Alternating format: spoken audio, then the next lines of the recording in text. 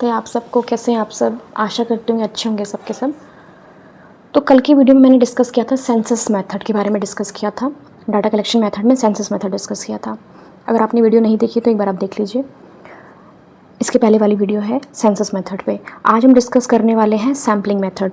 तो सैम्पलिंग क्या होता है?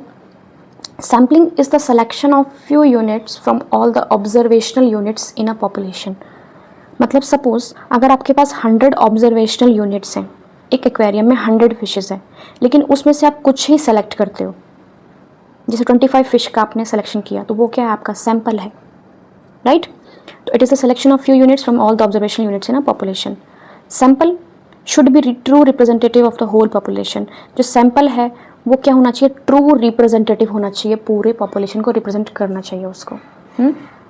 सैंपल क्या है? एक पोर्शन ऑफ पॉपुलेशन, जैसे 25 फिशेस जो हमने सेलेक्ट करी, यस ली हमने, to study the characteristic study करने के लिए होल पॉपुलेशन की। क्लियर? अब आगे बढ़ते हैं कि what are the essential of a good sample. First है, जो सैंपल आपका होना चाहिए जो आपने पॉपुलेशन से सेलेक्ट किया है, it should be homogeneous and true representative होना चाहिए वो पॉपुलेशन का। इसका मतलब है कि सपोज एक पॉन्ड है, क्लियर, उसमें अब देखो रिवर है तो उसमें कुछ फिशेस जो होंगी वो अपर जोन जो होता है वहाँ पे होंगी, डीप वाटर में अलग फिशेस होंगी। क्लियर? तो एक तो होमोजेनस का मतलब होना चाहिए आप सेम सैंपल ले रहे हो, सेम ही स्पीशीज़ ले रहे हो। साइज़ आप एप्रोप्रिएट आपने साइज़ लिया, जैसे आपने सपोज आप स्टडी करना चाहते हो 5 से 6 इंच की ही फ़िश ले रहे हो, आप बड़ी फिशेज़ नहीं ले रहे हो, बहुत ज़्यादा बड़ी, है ना। साइज़ सेम एनवायरनमेंट से लेना चाहते हो तो वो तो होना चाहिए कि होमोजेनस होना चाहिए सैंपल। दूसरा रिप्रेजेंटेटिवनेस। होमोजेनिटी का मतलब आपको पता चल गया, सेम स्पीशीज़ को स्टडी करना चाहते हो, सेम ही स्पीशीज़ होनी चाहिए, फिर ये नहीं कि अलग अलग स्पीशीज़ को, है ना। अब फिशेज़ भी तो बहुत टाइप की होती है तो आप एक ही टाइप की स्पीशीज़ लोगे। एनवायरनमेंट, साइज़, ये होता है होमोजेनिटी में आता है। दूसरा चीज़ है रिप्रेजेंटेटिवनेस का मतलब क्या है कि एक रिवर में बहुत सारे जोन्स डिवाइडेड होते हैं, कुछ ऊपर कुछ नीचे, जैसे, है ना। तो आपने सपोज ऊपर वाले जोन से लिया, बाकी 2 जोन से आपने फिशेज़ ली ही नहीं, तो वो क्या ट्रू रिप्रेजेंट कर रहा है उस पूरे पॉइंट को? नहीं कर रहा है ना। तो आप नीचे वाले तो नहीं ली ही नहीं आपने लिया, आपने वहाँ से सैंपल लिया ही नहीं, तो पूरा रिप्रेजेंट नहीं कर रहा पॉइंट को। लेकिन हाँ, अगर आप सब जगह से सैंपल लेते हो तो वो आपको ट्रूली रिप्रेजेंट करता है उस पॉइंट की पॉपुलेशन को, रिवर की पॉपुलेशन को। क्लियर? तो इन केस ऑफ होमोजेनिटी क्या होता है कि वो मोर प्रिसाइज हो जाता है ना, डिस्टिंक्ट हैबिटेट के बारे में प्रिसाइजली। जैसे कि हमें भाई ऊपर की ही स्टडी करना चाहते हैं, यहीं की फिशेस की स्टडी करना चाहते हैं, हम इस स्पीशीज़ की सैंपल स्टडी करना चाहते हैं, तो आपका सैंपल होमोजेनस होना चाहिए, रिप्रेजेंटेटिव होना चाहिए। दूसरा इंडिपेंडेंट होना चाहिए। तो मीन्स जो इंडिविजुअल आइटम है composing the sample, it should be independent, एक दूसरे पर डिपेंडेंसी नहीं होनी चाहिए। डिपेंड होगा तो कैसे सैंपल ही गड़बड़ हो जाएगा। तीसरी चीज़ है एडिक्वेसी। देखो, आप जो कितने भी नंबर ऑफ सैंपल्स लेते हो या जितनी भी आप ऑब्जर्वेशंस लेते हो एक सैंपल में, वो इतनी सफिशेंट होनी चाहिए कि रिजल्ट जो है वो रिलायबल हो।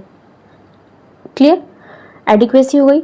दूसरा है सैंपल का साइज़ होना चाहिए। साइज़ क्या होना चाहिए सैंपल का? बहुत ज़्यादा बड़ा भी नहीं होना चाहिए और बहुत ज़्यादा छोटा भी नहीं होना चाहिए, बिकॉज जो कंक्लूजन्स हैं are directly affect from sample size से वो अफेक्ट होते हैं। क्लियर? आपको समझ में आया ये? सैंपल साइज तो बहुत ईजी है। आगे है एडवांटेज ऑफ सैम्पलिंग मेथड। ये मोर इकोनॉमिकल है। देखो, इसमें लेस टाइम कंज्यूम होता है। अगर आप सेंसस मेथड पे देखो तो इसमें लेस टाइम, लेस एक्सपेंडिचर, तो ये मोर इकोनॉमिकल वे है। मोस्ट साइंटिफिक मेथड जो डाटा कलेक्शन का वो यही होता है।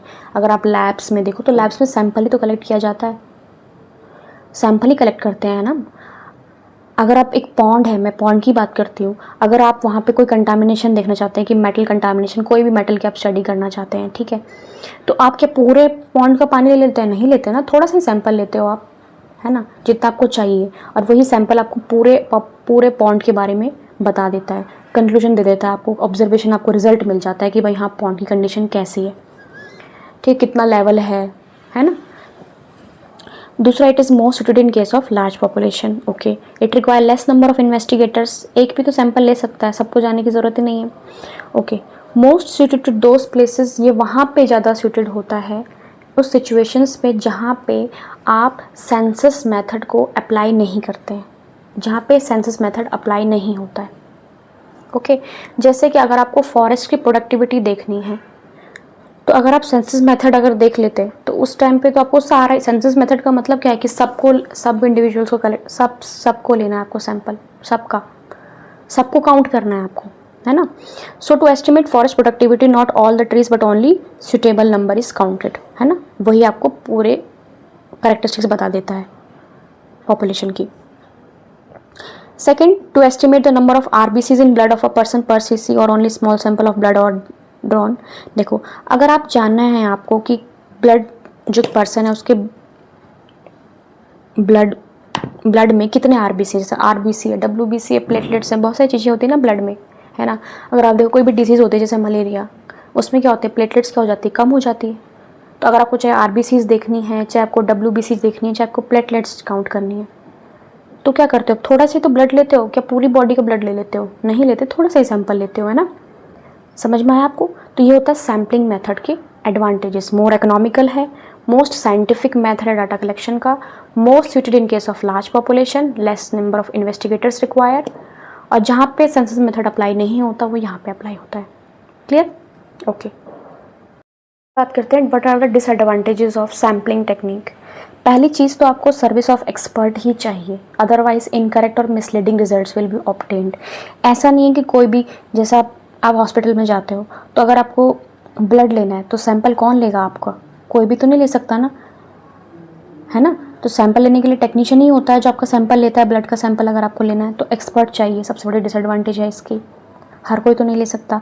दूसरी चीज़, selection of appropriate method of sampling is necessary. बहुत सारे मेथड्स हैं तो कौन सा मेथड सेलेक्ट किया जा रहा है वो भी मैटर करता है। सैंपल इफ़ टेकन रॉन्गली, अगर गलत हो गया सैंपल तो गलत रिजल्ट और एनालिसिस आना चाहिए, इसलिए एक्सपर्ट की ज़रूरत होती है, क्योंकि अगर गलत हुआ सैंपल तो अलग एनालिसिस और इंटरप्रिटेशन। सपोज़ अगर किसी डिजीज़ में, किसी डिजीज़ है, कोई किसी को डिजीज़ है ना, अब रिजल्ट ही कुछ और दे दिया है, पॉजिटिव रिजल्ट आ गया।